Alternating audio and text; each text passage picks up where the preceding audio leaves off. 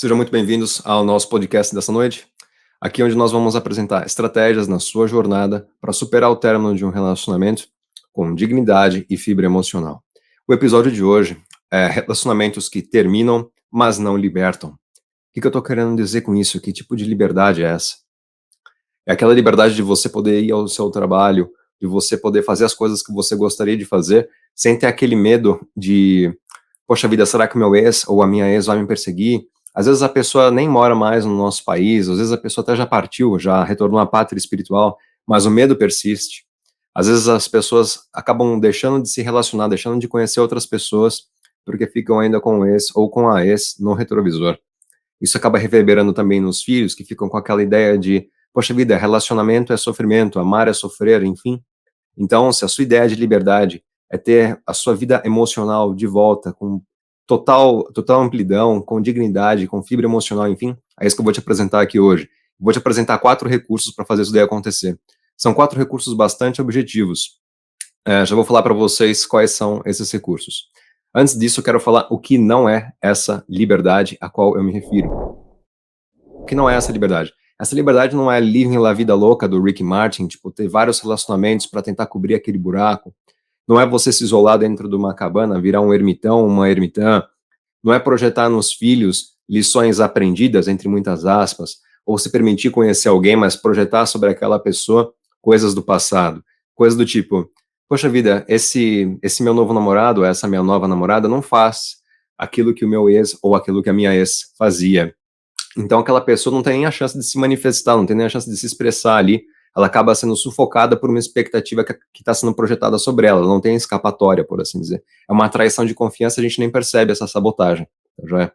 E outra forma que isso daí acaba se projetando é a pessoa, ainda que ela não entre em outros relacionamentos, ainda que ela não projete sobre os filhos, enfim, ela pode acabar projetando, por exemplo, no trabalho, pessoas que ficam o dia inteiro no trabalho, talvez você deve conhecer alguma pessoa assim, um amigo seu, uma amiga sua, se não for você mesmo, que é aquele viciado no trabalho, só que o vício no trabalho, na realidade, é para projetar uma frustração de um relacionamento. Não estou falando que é sempre, mas estou falando que é uma das vias de escape, tá joia?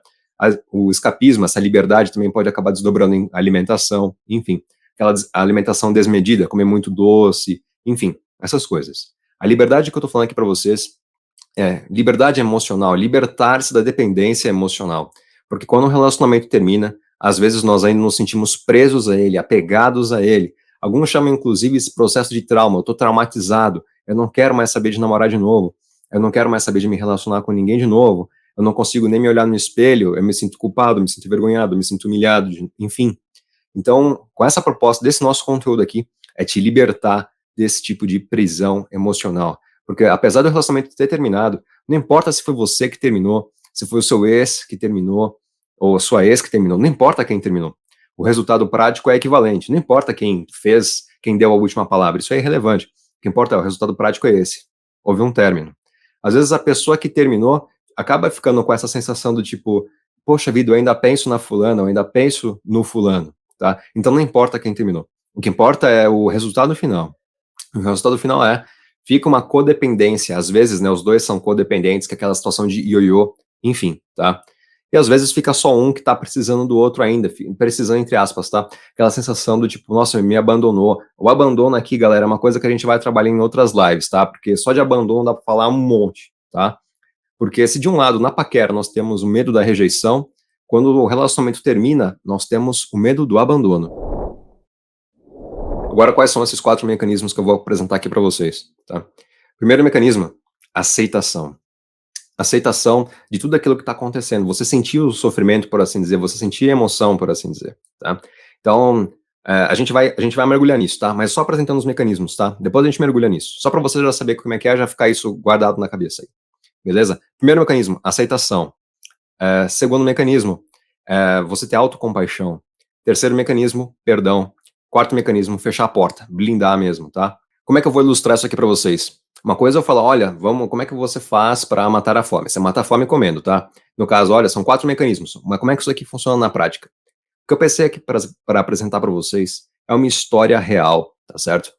De uma pessoa que sofreu demais e ela ilustra tudo aquilo que eu quero apresentar para vocês. Não, a história dela não é propriamente de término de relacionamento, mas tratou-se de um relacionamento não amoroso, mas um relacionamento traumático, de uma experiência traumática que ela vivenciou, tá? E se a gente consegue aprender no mais difícil, um relacionamento passa a ser café com leite, tá certo? É igual academia, ou melhor dizendo, é igual arte marcial. Não sei se alguém aqui fez arte marcial, o Jefferson tá acompanhando a gente, geralmente homens fazem arte marcial, tá? Ou já fizeram. Mas nas artes marciais a gente aprende um monte de coisa pra gente não precisar usar na rua, tá? No mundo real, por assim dizer. Mas se eu treino vocês, se eu preparo vocês pro mais difícil, que é o que essa mulher passou, que eu vou compartilhar aqui com vocês agora, vocês vão conseguir tirar de letra o que vocês estejam passando para superar um término de um relacionamento, ou quero uma coisa que está acontecendo agora, uma coisa que aconteceu há muitos anos. No caso dessa mulher aqui, o que aconteceu com ela durou 50 anos para ela conseguir virar a página. E o que eu quero dizer para vocês é o seguinte: às vezes a gente acha que o tempo cura todas as doenças, cura todos os problemas, cura todas as dificuldades, o tempo cura um coração partido, tá certo? Eu lembro na escola, eu tinha mais ou menos uns 8 ou 9 anos, por aí mais ou menos. Eu não tinha namorado ninguém, mas eu tinha me apaixonado lá por uma menininha, tá certo? E não deu certo, eu fiquei chateado. E aí uma professora lá falou o seguinte: não se preocupa com isso, o tempo cura todas as dores. Isso não funciona assim, tá legal, galera? O tempo cura algumas dores. Outras dores, se nós entregarmos pro tempo, o tempo faz aquilo virar um monstro colossal, tá certo? É igual poeira. Poeira, se você deixar lá sozinha, ela não vai se limpar sozinha, não. Tem que limpar, tá certo? Mas eu vou espirrar. Você vai espirrar, mas vai ser só uma vez. Aquele negócio vai ser limpo. Depois você faz a limpeza de novo, tá joia? Nesse caso aqui, você vai fazer isso aqui uma vez. É um processo. Terminou o processo, você não precisa revisitá-lo. É isso que eu tô querendo dizer, tá joia? Então, vamos lá. A história dessa mulher aconteceu na Europa na Segunda Guerra Mundial. Ela tinha uma irmãzinha, elas eram pequenininhas nessa época, tinha mais ou menos uns 4, 5 aninhos. E ela e a família dela foram para um campo de concentração. Os pais foram separados das meninas, as meninas eram gêmeas, e um dos oficiais que fazia ali a triagem, logo que os trens chegavam ao campo de concentração, era feita uma triagem. A gente já comentou sobre isso em outro vídeo nosso. E um dos oficiais ali da SS que fazia essa triagem chegou na mãe das meninas e falou o seguinte: olha, as suas filhas são gêmeas? Aí a mulher, mãe da menininha, que depois vai virar uma adulta e vai contar essa história pra gente, a mãe dessa menina fala o seguinte: isso é bom ou é mal? Elas serem gêmeas é bom ou é mal? Aí o oficial falou assim: é bom, é muito bom. Então elas são gêmeas.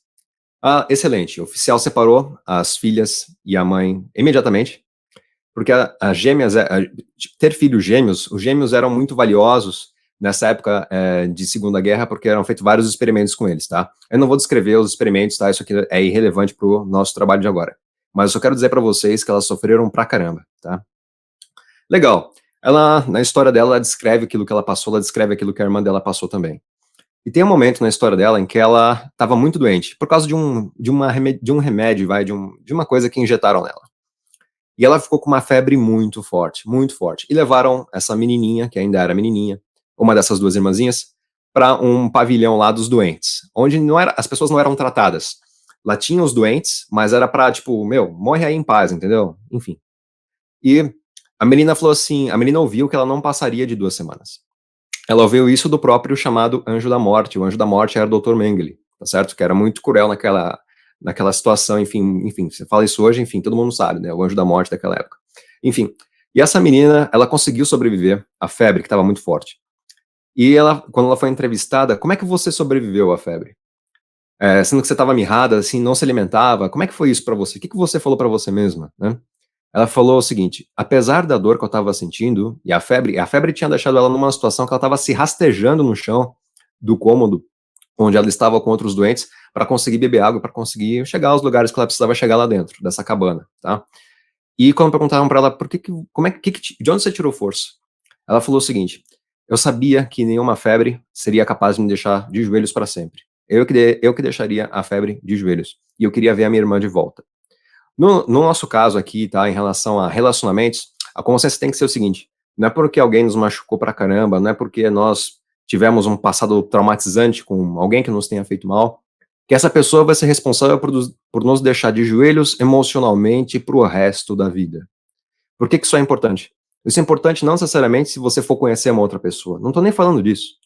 Tô falando que quando você se permite ficar de joelhos por causa de um trauma, de um relacionamento, você fica com esse relacionamento pro resto da vida. Por mais que a gente tenha terminado o relacionamento, a gente continua preso a ele. Então acompanha essa história dessa menina aqui, olha só o que ela apresenta pra gente. E ela vai dar uma receita de bolo bem bacana ao final da história, tá? Beleza, a menina se recuperou da febre. E quando ela se recuperou da febre, a primeira coisa que ela quis fazer foi ver se a irmã dela estava viva ainda e como é que a irmãzinha dela estava. As duas estavam vivas, mas a irmã dela estava muito quieta. E quando foi perguntado, quando a irmã que tinha recuperado do resfriado, vamos dizer assim, resfriado, tá? Não era um resfriado. Ela nunca soube o que injetaram nela, tá? Infelizmente. Ela falou pra irmãzinha dela, o que que aconteceu com você, né? Ela falou assim, eu não posso falar, mas o que importa é que você tá aqui. Ela foi falar depois de uns 40 anos, tá? Mas tinha sido feito experimento nela também de injetar venenos nela e tal, tal, tal. Pra saber se uma irmã afetaria a outra. Os caras eram pirados. Mas o que eu quero dizer é que as duas sofreram muito. O Exército Vermelho, que era dos russos, libertou os presos do campo de concentração. Sensacional. Legal. E agora, o que aconteceu? Passaram-se anos, passaram-se muitos anos. Ah, as irmãs tiveram filhos, enfim, tal, tal, tal. Joia. E a gente está agora em 1992, 1993. Ou seja, faz mais ou menos uns 50 anos que aquele episódio que elas viveram passou. E a menininha que está contando a história pra gente, que agora já é uma idosa, ela viu um documentário. Bebe uma água aqui, minha garganta tá seca, peraí. Ela viu um documentário em que tinha um médico da SS que tinha sobrevivido e estava dando uma entrevista nesse documentário. E ela falou assim: bom, eu acho que eu consigo falar com esse cara. Ele também tá velho que nem eu, então não vai poder correr, eu também não, então a gente vai conseguir se encontrar. Porque ela tinha preocupação dele fugir. Mas ele não fugiu, ele recebeu ela. Ele precisava tirar aquele peso dele, tá certo? Porque às vezes a gente pensa que quem nos fez mal tá vivendo a vida livre, leve, solta, etc e tal. Poxa vida, ele tá. No caso do ex-namorado ou de uma ex-namorada, tá? Poxa vida, ele refez a vida, ele já tá com outra mulher. Ou ela já fez a vida novamente, ela está com outro homem. Só que quem nos fez mal, de alguma forma, o aguilhão da consciência não deixa a pessoa igualmente se libertar daquela sensação e daquelas coisas que ela fez, tá? Então, a menininha, quando ela já era idosa, encontrou-se com esse médico super topou conversar com ela, e ele queria muito ser perdoado por ela, e ele queria muito pedir perdão a ela, tá? E isso daí foi surpreendente para ela. E ela falou o seguinte: eu aceito o seu perdão. Veja só o que está acontecendo nessa história. A pessoa sofreu, a pessoa aceitou aquele sofrimento, ela reconheceu isso depois de mais ou menos uns 50 anos, teve um perdão da parte dele que ela não esperava. E vamos continuar ouvindo aqui. E ela pediu para que ele escrevesse uma carta em que ele pedisse perdão pelos atos dele no próprio local do campo de concentração. Agora já não existia mais o campo de concentração, tá? Mas ela pediu para eles voltarem naquele mesmo lugar e ele naquele lugar firmar a carta para ela. Ele fez exatamente isso, tá? E para ele foi libertador. Para ele foi libertador. E ela ficou com aquilo na cabeça. Falei, poxa vida, né, meu? Ele conseguiu se libertar com aquilo. E se eu fizesse a mesma coisa? E se eu fizesse uma carta perdoando esse médico? E ela fez a carta perdoando o médico e se sentiu muito bem.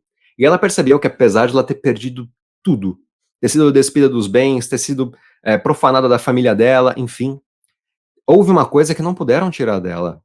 Era o poder de perdoar. Ela poderia perdoar quem quisesse. E ela perdoou esse médico. E aí ela percebeu, conversando com a psicóloga dela, que seria mais forte ainda se ela conseguisse perdoar o próprio anjo da morte, que era o Dr. Mengele. E ela perdoou esse cara. Mas como é que ela perdoou esse cara? Porque ela falou assim: eu não consigo perdoar. Porque foi ele que mais fez sofrer a minha família, enfim, tudo. Mas a psicóloga falou assim: mas se você conseguir, eu tenho certeza que vai ser uma transformação muito mais forte do que essa transformação que você já experimentou até aqui. Aí essa senhora, ela pegou um dicionário, escreveu 20 palavras feias, ela não falou quais eram, escreveu 20 palavras feias, leu essas 20 palavras feias em voz alta, imaginando que o Dr. Mengele estava no mesmo cômodo que ela, e depois ela leu uma carta que ela havia preparado para ele, como se ele estivesse ali ouvindo ah, o, o perdão que ela estava rendendo a esse homem. E ela dá a entrevista da seguinte forma, quando ela comenta sobre esse episódio. Eu percebi que o meu perdão era tão forte, mas tão forte, que conseguiu perdoar o próprio anjo da morte. O próprio anjo da morte não tinha poder sobre mim. Ela levou 50 anos para descobrir isso. E é isso aqui que eu quero apresentar para vocês agora. Qual é o sum up dessa experiência? É o passo a passo que eu quero apresentar para vocês. Após o término de um relacionamento, vocês conseguirem se libertar dele. Mesmo que tenha acontecido há um ano, um mês, mesmo que esteja acontecendo agora, estou passando por um processo difícil agora, Ulisses. O que eu vou te apresentar vai servir para essas circunstâncias.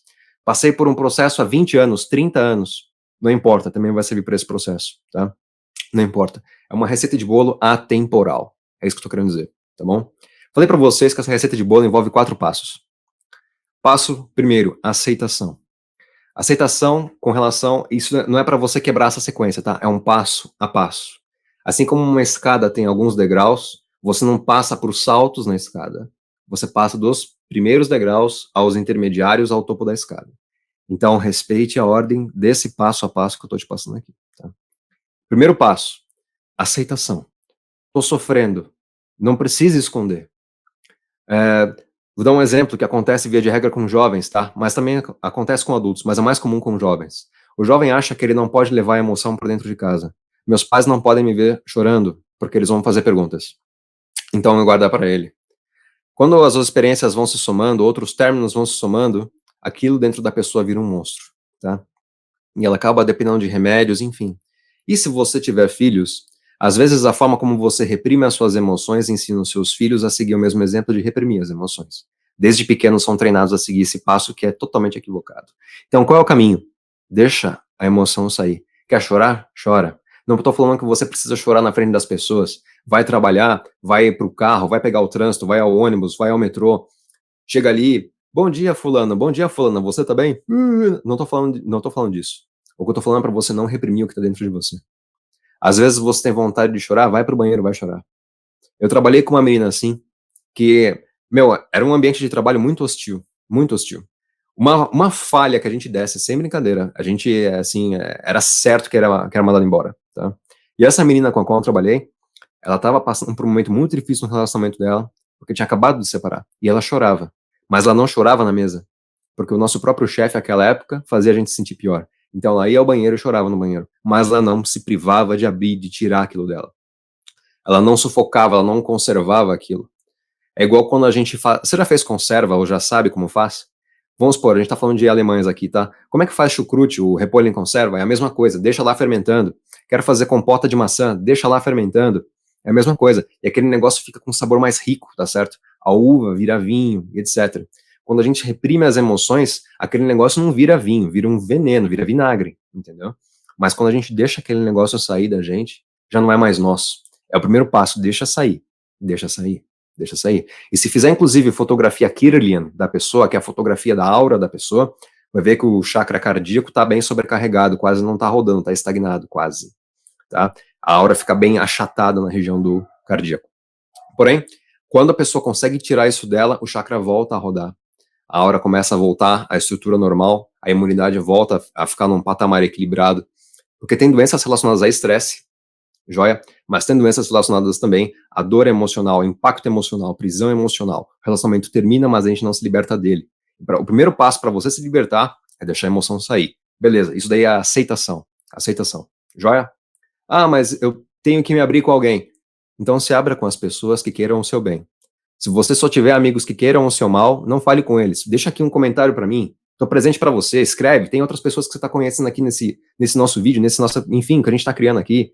Enfim, não faltam opções para você se abrir. É isso que eu tô querendo dizer. Ah, eu não tenho ninguém no meu convívio. Tudo bem, faça o seu convívio ser aqui, entendeu? É isso que eu tô querendo dizer, tá?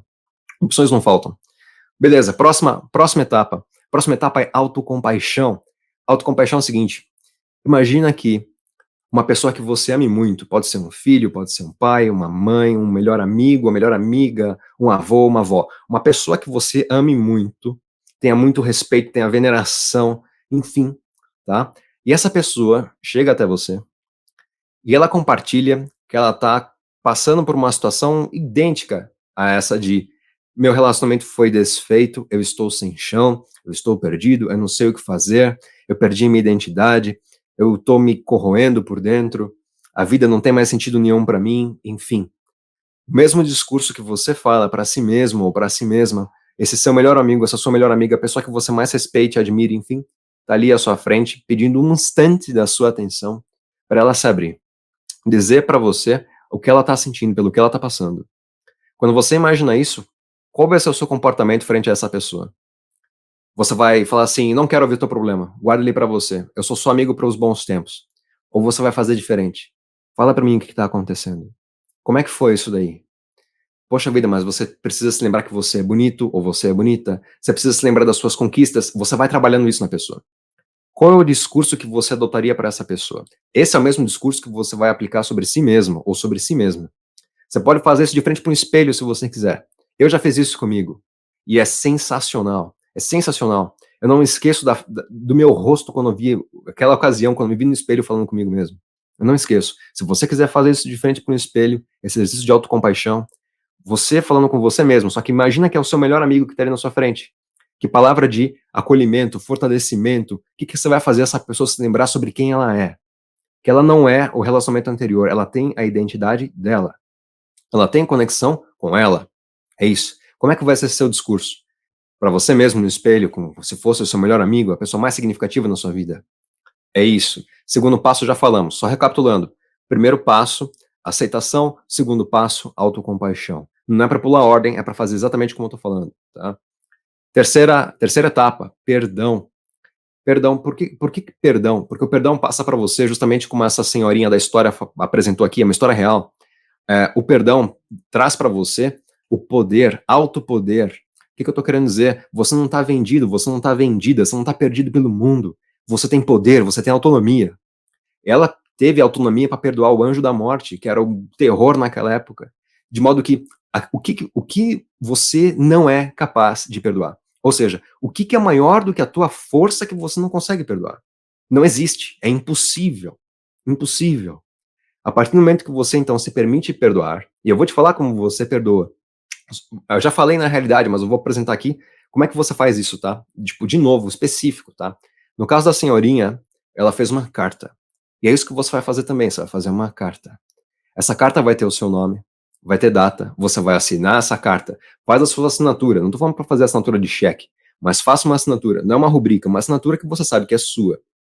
Nessa carta, você escreve seu nome completo, eu, tal, seu nome completo, perdoo tudo aquilo que eu passei com. Aí você escreve em situações de X, Y, Z, com essa pessoa aqui, você escreve o nome da pessoa. Não precisa ser o nome inteiro, basta só o primeiro nome. Que me fez sentir isso, aquilo, outro. Beber mais uma água, perdão. Experimentei isso. Vai relacionando nessa carta tudo aquilo que você encontrar.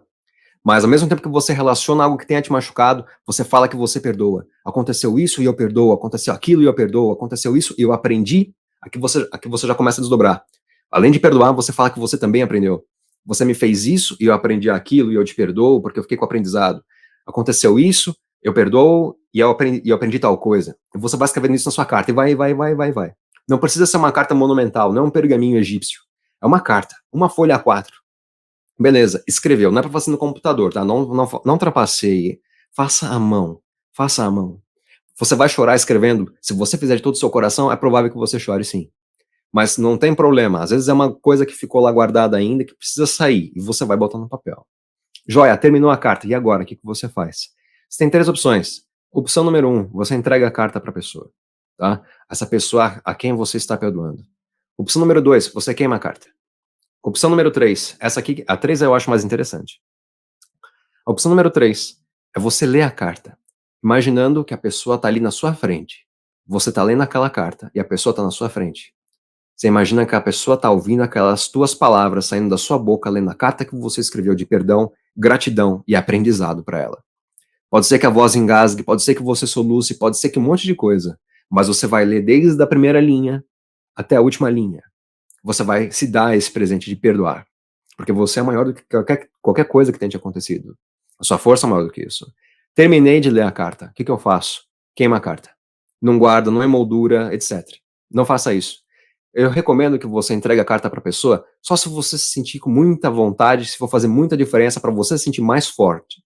Porque tem ocasiões em que nós entregamos a carta para a pessoa e aquilo impacta tanto o outro ou a outra pessoa que ela se sente em dívida com você. Pode ser que ele ou ela queira perdoar também, mas ele ou ela não vai ter conhecido esse processo que eu estou apresentando aqui para você, tá? E você não é babá de ninguém, você não é babá de marmanjo, ou você não, enfim, não importa, não importa. Você tem o seu processo, a outra pessoa tem o processo dela. Se você sentir que pro seu processo, você vai se sentir mais forte se você entregar pessoalmente a carta, manda pelo correio, não importa, tudo bem. Do contrário, é uma coisa que eu não recomendo fazer. Leia para você, queime a carta depois de terminar a leitura. Tá joia? Quarto passo, tinha feito. Quarto passo. Quarto passo é fechar a porta. Fechar a porta é o seguinte: depois que você fizer isso tudo, ou mesmo durante o processo, ou mesmo agora, acontecendo agora, tá? Ou por anos, pode ser que aconteça isso aqui. A pessoa fica te procurando, ela dá uma sondada de quando em quando. Tá tudo bem? Eu só tô perguntando se você tá bem. Você lembra de tal coisa? Enfim, dá essas pingadas. Ó, feliz aniversário, tal. Cara, você tá brincando de quê, cara? Eu sou ioiô? Não, não foi assim. Você escolheu fechar a porta, ou eu escolhi fechar a porta, não importa. Houve um término aqui. Término é término. Término não é pausa. Término não é vamos brincar de ser amigo agora. Não, nada disso. Término é término. Por que isso aqui é importante? Se você não fecha a porta, se você continua revivendo aquela pessoa na sua vida, ainda que sob outra figura, ainda assim estimula o seu subconsciente e o subconsciente da outra pessoa também. É uma liberdade falsa. Olha, nós terminamos, hoje nós somos maduros o suficiente para sermos amigos. Tudo bem, continua dizendo isso para você mesmo, até uma hora que chegue verdade, tá certo? Depois dos seus 80, 90 anos. Isso não funciona. Fecha a porta. Como é que eu fecho a porta? A pessoa vai querer barganhar com você. Olha, eu mudei. Olha, vamos tentar de novo. Olha, eu não sou mais aquele homem, eu não sou mais aquela mulher. Olha, eu sou uma pessoa diferente. Olha só como estou mudado. Eu me arrependo. Eu quebrei a cara. Agora eu dou valor para você. Eu te vejo como uma mulher legal. Eu te vejo como um homem genial. Não importa qualquer coisa que você ouça, tá? O que importa é que, conforme mais tempo passe, às vezes nós esquecemos das pancadas, das lágrimas, dos machucados emocionais, físicos. Não importa. E aquele nosso sentimento de carinho, acolhimento, proteção, nobreza, enfim, a gente acha que tudo bem, eu posso acolher você de volta. Entre acolher é diferente de você ter amor por alguém. São coisas totalmente diferentes. E o acolhimento às vezes se confunde com piedade. Piedade é uma coisa que nunca deve basear nenhuma relação, por absoluto. Quem dirá um resgate, tá? Uma coisa é se a relação está conturbada e você quer resgatar a relação. Outra coisa é quando a relação já foi cindida, ela já quebrou, ela já se partiu, ou você já tentou milhares de vezes e essa roda não vira, é uma roda quadrada. Isso não vai funcionar. Isso não vai funcionar. E aí, como é que eu posso dizer? Se você quiser chegar a um resultado diferente, você tem que fazer um caminho diferente. Isso daí você já sabe, mas a questão é você aplicar isso na prática. Fecha a porta. Fecha a porta, por exemplo, olha, eu tenho, sei lá, aqui, vamos dizer, tá? Eu tenho um perfume que a pessoa me deu, eu tenho uma caneta, eu tenho um agasalho que a pessoa me deu, eu tenho um sapato que a pessoa me deu. Cara, você tá fazendo isso daí guardado na sua casa por quê? Uma coisa é, eu só tenho uma roupa de frio e é só essa roupa de frio que essa pessoa me deu. Tudo bem, eu entendo. Agora, outra coisa é, eu não vou passar frio se eu doar esse agasalho. Eu não vou, enfim, morrer de falta de autoestima se eu doar o perfume que a pessoa me deu.